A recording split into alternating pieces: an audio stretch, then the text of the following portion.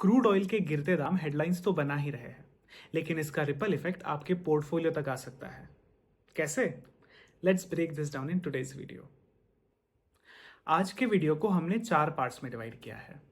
I would recommend कि आप पूरा वीडियो देखिए, पर अगर किसी को कोई स्पेसिफिक पार्ट देखना है then these are the time stamps.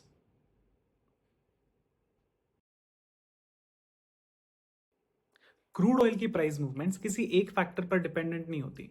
ये एक मिक्स होता है कई सारे फैक्टर्स का, जैसे कि supply, demand, geopolitics and financial market sentiments. तो सबसे पहले ये समझते हैं कि आज जो हमें ऑयल प्राइसेस में सॉफ्टनेस नजर आ रही है, उसके पीछे रीजंस क्या है। First is increase in global supply. Oil prices गिरने के पीछे एक मेजर रीजन होता है supply side pressure. OPEC plus countries पिछले कुछ महीनों से अपना प्रोडक्शन बढ़ाते जा रहे हैं, और अभी कल ही एक न्यूज आई है that OPEC plus countries will boost their output in June by 4,11,000 barrels per day. इसके अलावा जो नॉन ओपेक प्लस कंट्रीज है, जैसे यूएसए, ब्राजील, कनाडा, ये भी रिकॉर्ड लेवल्स पर अपना ऑयल प्रोडक्शन कर रहे हैं। तो इन सारे फैक्टर्स की वजह से जो सप्लाई है वो काफी ज्यादा बढ़ रही है। Now the second reason is demand side concerns. Global demand में अभी भी उतना मोमेंटम नहीं दिख रहा है जितना होना चाहिए था। 2025 के फर्स्ट क्वार्टर में यूएस जीडीपी कॉन्ट्रैक्ट हुआ है, विच इंडिकेट्स इकोनॉमिक वीकनेस। ऊपर से ये जो चाइना और यूएस के बीच में ट्रेड टेंशंस बढ़ रहे हैं, इसका डायरेक्ट इंपैक्ट ग्लोबल ट्रेड पे पड़ेगा, जिसका इंपैक्ट फ्यूल डिमांड पर पड़ता है। इसी के साथ चाइना में भी जो ऑयल डिमांड ग्रोथ है वो स्लो होते जा रही है। एक तरफ ईवीज का अडॉप्शन बढ़ते जा रहा है और दूसरी तरफ एलएनजी ट्रक्स का यूज भी इंक्रीज हो रहा है। इन दोनों ट्रेंड्स के वजह से जो ट्रेडिशनल ऑयल डिमांड है वो सफर कर रही है। इसी के साथ जो चाइना में इंडस्ट्रियल प्रोडक्शन है वो भी डिसेलरेट हो रहा है। तो ओवरऑल पिक्चर ये है कि भले ही यूएस हो, यूरोप हो या फिर चाइना हो, हर मेजर मार्केट में फ्यूल डिमांड अभी म्यूटेड है। और अगर डिमांड वीक होगी और सप्लाई बढ़ते जाएगा, देन इट इज ऑब्वियस कि प्राइसेस पे तो प्रेशर आएगा ही। Now the third reason is dollar versus crude oil. Oil USD में ट्रेड होता है, तो जब डॉलर स्ट्रांग होता है तो ऑयल कंपैरेटिवली एक्सपेंसिव लगता है नॉन यूएसडी कंट्रीज को, और जिसकी वजह से डिमांड और थोड़ी सी कंप्रेस हो जाती है। अभी अगर हम देखें तो डॉलर इंडेक्स स्ट्रांग जोन में ही है, जिसके वजह से कमोडिटीज जैसे कि ऑयल, इन पर डाउनवर्ड प्रेशर अभी भी बना हुआ है।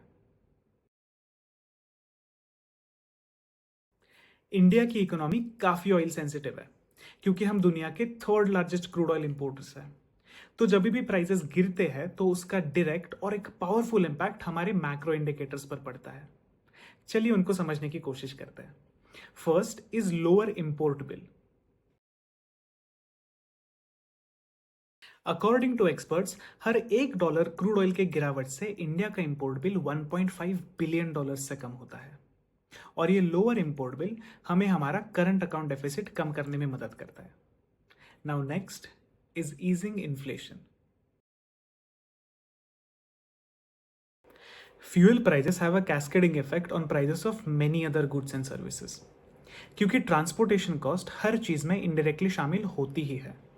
तो जब क्रूड के प्राइसेस गिरते हैं तो फ्यूल सस्ता होता है, और इसका डायरेक्ट इंपैक्ट आता है इन्फ्लेशन पर। ये इन्फ्लेशनरी प्रेशर को थोड़ा सा ईज करने में मदद करता है, और इसका डायरेक्ट फायदा मिलता है कंज्यूमर्स को, क्योंकि अब चीजें सस्ते में मिलती है। Now next is support to rupee. जब क्रूड ऑयल सस्ता हो जाता है तो इंडिया का इंपोर्ट बिल नेचुरली कम हो जाता है, और जब इंपोर्ट्स के लिए यूएस डॉलर की डिमांड गिर जाती है तो रुपी डॉलर के अगेंस्ट स्ट्रांग हो सकता है, और ये हमने रिसेंट टाइम्स में देखा भी है।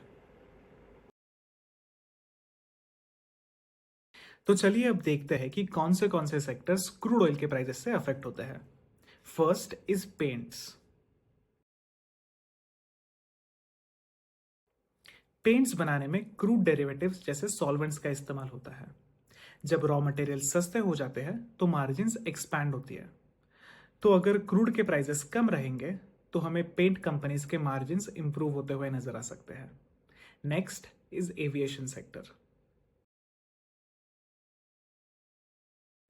एविएशन इंडस्ट्री में एटीएफ मतलब एविएशन टर्बाइन फ्यूल ये सबसे बड़ा ऑपरेटिंग कॉस्ट होता है और एटीएफ के प्राइसेस क्रूड ऑयल से डायरेक्टली लिंक्ड होती है। तो जब क्रूड ऑयल सस्ता होता है तो फिर फ्यूल कॉस्ट सिग्निफिकेंटली कम होती है, जो एयरलाइंस की प्रॉफिटेबिलिटी और मार्जिन्स दोनों को बूस्ट कर सकता है। Next is tyre manufacturing sector.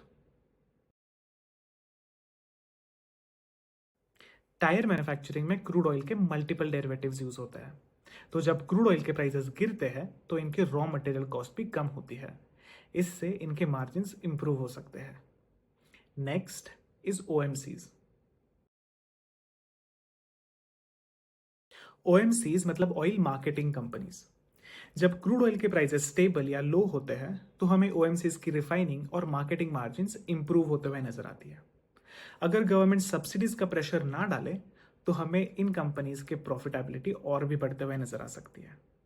Next is oil exploration companies.